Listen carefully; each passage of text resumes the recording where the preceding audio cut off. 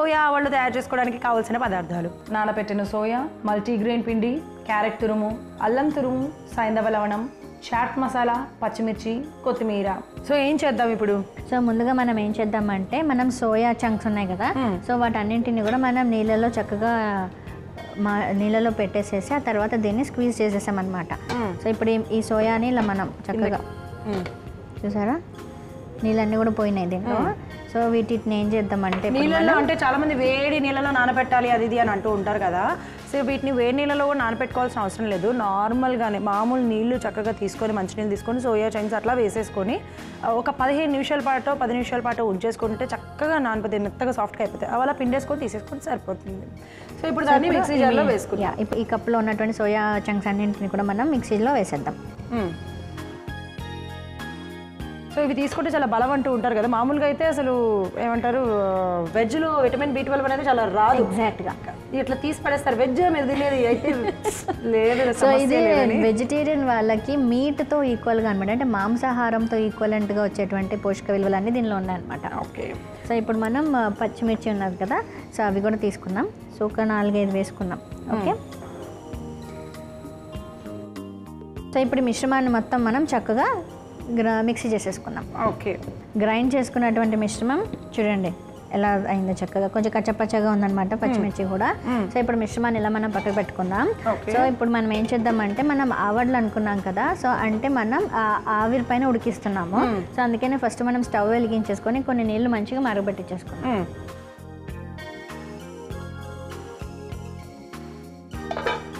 Okay. నీళ్ళు కూడా పోసేసుకుందాము. అంటే మనము ఇడ్లీలు తయారు చేసుకోవడానికి ఎంత నీళ్ళు పోసుకుంటాం అలాగా నీళ్ళు పోసుకుందాం అనమాట. నీళ్ళు మంచిగా మరుగుతాయి.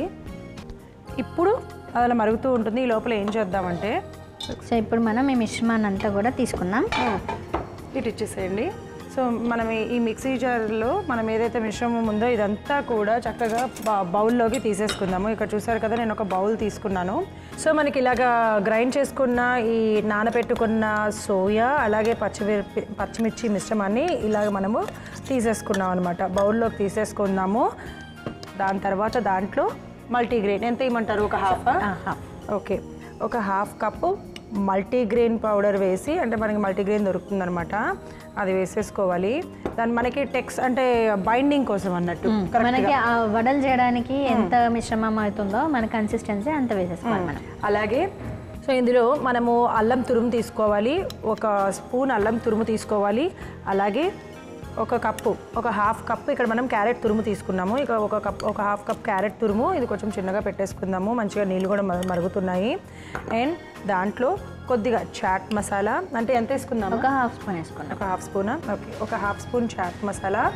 అలాగే సైంధవ లవణం తగినంత సైంధవ లవణం.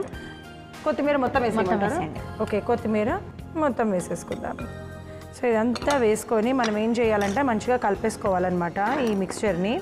నీళ్ళు చూద్దాం మనం, ఎందుకంటే సోయా ఆల్రెడీ మనం నీళ్ళల్లో నానపెట్టేసుకొని దాన్ని ఎక్కువ పిండలేదు, మరి కొంచెం పిండేసుకొని అప్పుడు మిక్సీ జార్ పట్టుకున్నాం కాబట్టి చూసారు కదా, ఆల్రెడీ నీళ్ళతో మనకి ఎక్కువ పని ఉండదు. పోవాల్సి వస్తే కొద్దిగా పోసేసుకోవడం, అంటే మనకి ఇడ్లీ పిండితో ఇడ్లీ ఎలా వేస్తాము అలా రావాలన్నమాట. ఇంకొంచెం పోసుకుందాం లైట్గా, కొద్దిగా నీళ్ళు ఇవ్వరా.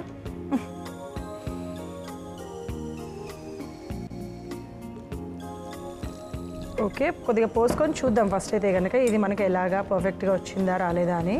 యా, కరెక్ట్గా వచ్చేసింది అనమాట. మనకి సరిపోతుందా మేము? ఇంకొంచెం నీళ్ళు ఏమన్నా సరిపోతుందా?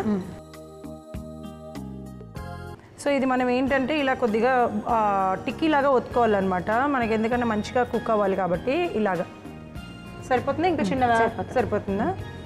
ఓకే. ఇలా అరిటాకులో పెట్టుకోవాలి. మళ్ళీ అలాగే నాలుగు వైపులా కూడా పెట్టేసుకుందాము. ఇలా అరిటాకులో మొత్తం పెట్టేసుకొని నేను ఇడ్లీ పాత్రలో పెట్టేస్తాను. అండ్ మ్యామ్ మీరు ఈ లోపు అసలు మిల్ మేకర్ ఎవరెవరు తీసుకోవాలి, రోజుకి ఎంత క్వాంటిటీలో తీసుకోవచ్చు, ఎందుకు B12 లాస్ అయిన వాళ్ళు ఎన్ని రోజులు తింటే మనకు వస్తుంది, ఇవన్నీ చెప్పండి. Yes, okay. సో ముఖ్యంగా ఈ సోయా అనేటువంటిది మీల్ మేకర్ అని ఎందుకు వచ్చిందంటే, మనకి సోయా గింజలు కూడా దొరుకుతాయి అన్నమాట. సో ఆ సోయా గింజలలోంచి నూనెంతా తీసేసాక వచ్చేటువంటి పిప్పి ఉంది చూసారా, ఆ పిప్పిని ఇట్లా మనకు చిన్న చిన్న బాల్స్గా చేసినప్పుడు వచ్చేటువంటిదే సోయా చంక్స్ అంటారు అనమాట. అవి చిన్న చిన్నగా ఉండొచ్చు, లేకపోతే ఇప్పుడు మనం చూపించాం కదా మనం తయారు చేసే కంటే ముందర అలా రౌండ్ బాల్స్ లాగా ఉంటాయి అన్నమాట. అయితే దానికి దీనికి ఏంటి డిఫరెన్స్ అంటే ముఖ్యంగా మనకి సోయా బీన్స్ గింజలలోనేమో మనకి కొవ్వు పదార్థాలు ఉంటాయి, అవి హై ప్రోటీన్స్ అన్నమాట, అంటే ప్రోటీన్ రిచ్గా ఉంటుంది.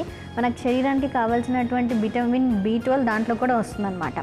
సో అలానే మనకి ఆ నూనె అంతా తీసేసాక మనకి ఏదైతే పిప్పి ఉంటుందో దాంట్లో ఇంకా అధికంగా కూడా ప్రోటీన్స్ ఉంటాయి, అలానే విటమిన్ B12 కూడా అధికంగా ఉంటుంది. కాకపోతే ఇదేంటంటే హై ఫైబర్ కూడా ఉంటుంది అనమాట అడిషనల్గా. సో ఈ హై ఫైబర్ ఏమవుతుందంటే మనకి కాన్స్టిపేషన్ రాకుండా, అంటే మలబద్ధకం రాకుండా, జీర్ణాశయ శక్తి ఇంకా మెరుగ్గా పనిచేయడానికి, అలానే హై ఫైబర్ కంటెంట్ ఉండడం వల్ల మనకి పైల్స్ సమస్యలు రాకుండా, ఇంకా బాడీ వెయిట్ అంటే ఎక్కువ మనకి ఒబెసిటీ రాకుండా కూడా ఉపయోగపడుతుంది.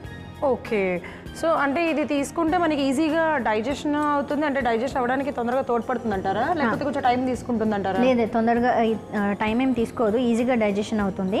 అండ్ మన ఎందుకంటే ఆయిల్ ఫ్రీ కదా ఇది, సో హై ఫైబర్ కంటెంట్ ఉండడం వల్ల మనకి ఈజీగా డైజెషన్ అవుతుంది. అదే పేగులకి కూడా చాలా, అంటే మనకి ఏవైతే కొవ్వు పదార్థాలు కూడా మన పేగుల చుట్టూ అంటకుండా సో ఈజీగా అది వెలికి తీసేస్తుంది అనమాట. ఓకే, సో ఇవన్నీ వేసేసుకున్నాం కదా, నేను ఇలా ఒక 8 వేసేసాను అనమాట. ఇవన్నీ కూడా ఇందులో పెట్టేసుకున్నాము. ఇప్పుడు మూత పెట్టేసుకుందాం. సో మూత పెట్టుకొని ఆవిరి పైన మనం ఉడికించుకుంటాం ఒక 15 నిమిషాలు. 15 నిమిషాలు. ఓకే, చూసారు కదా. సో మనం చక్కగా తయారు చేసేసుకొని ఆవిరి పైన ఒక 15 నిమిషాల పాటు ఉడికించుకోవాలి, లో ఫ్లేమ్ మీద, కాబట్టి వెయిట్ చేద్దాం. సో మనము చక్కగా ఉడకడానికి ఒక 15 నిమిషాలు వెయిట్ చేయాలి అని అన్నాం కదా, చక్కగా వెయిట్ చేసాము. చూద్దాం అసలు ఉడికినాయో లేదో మనకి ఎలా తెలుస్తుంది అని అంటే గుచ్చడమే, చక్కగా ఫోర్క్ తీసుకొని అలా మనకి ఏం అంటుకోలేదు కాబట్టి పర్ఫెక్ట్గా ఉడికినాయి అన్నట్టు దాని అర్థం అనమాట. ఇప్పుడు మనము స్టవ్ ఆఫ్ చేసేసుకొని చక్కగా తీసేసుకుందాము. ఇప్పుడు మనం ఏమన్నాం, వీటిని ఆవడలు అన్నాం.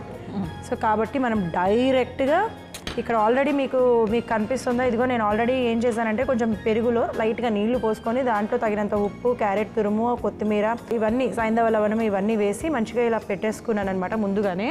సో దాంట్లో మనము ఇవి తీసేసుకుందాము. యా, పర్ఫెక్ట్గా వచ్చినాయి మ్యామ్, నిజంగా చాలా బాగున్నాయి, అంటే మనకి అంటుకోవట్లేదు కొత్తగా. అంటే మనం ఏమంటారు, పైగా అరిటాకు మీద కూడా చేసామేమో, దాంట్లో ఉండే విలువలు కూడా వీటికి వచ్చేస్తుంది అనమాట. తీసేసుకుందాము. వేడిగా అలా వేసేసుకుంటే ఇంకా మంచిగా త్వరగా ఇంకిపోతాయి.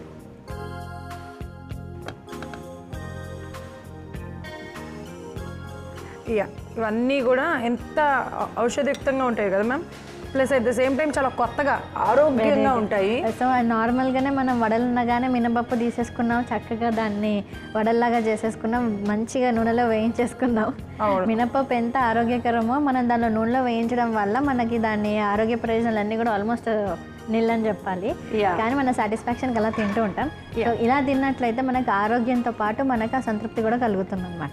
ఎస్, సో చూడ్డానికి అయితే మాత్రం అమేజింగ్ ఉంది మ్యామ్, చాలా అంటే చాలా బాగుంది కదా. మరి ఎలా ఉంటాయి అనేది ఇప్పటి వరకు కూడా మనం మిల్ మేకర్ని లైక్ ఈ సోయా చంక్స్ ఏంటంటే కేవలం బిర్యానీలోకో లేకపోతే కర్రీగానో ఉపయోగించడం తప్పితే ఇలా తయారు చేయలేదు ఆవడల రూపంలో. బట్ ఇప్పుడు చూద్దాం. సో అందుకనే ఇప్పుడు మనం ఇంత రుచికరంగా ఎందుకు తయారు చేస్తున్నామంటే మనం నాలుక చాలా టేస్ట్ని ఇష్టపడుతుంది కాబట్టి.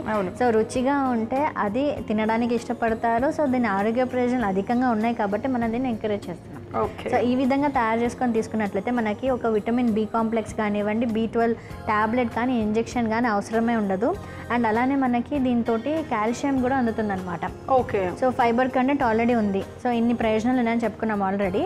ఇవన్నీ కూడా మనకి సోయా ఆవడలలో లభిస్తుంది కాబట్టి ఇప్పుడు మనం తయారు చేసేసుకున్నాం కదా.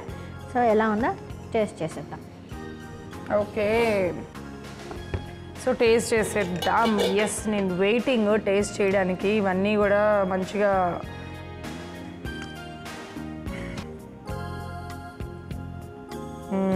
చూసారా, అలా పెట్టంగానే ఇలా సాఫ్ట్గా తునిగిపోయిందనమాట.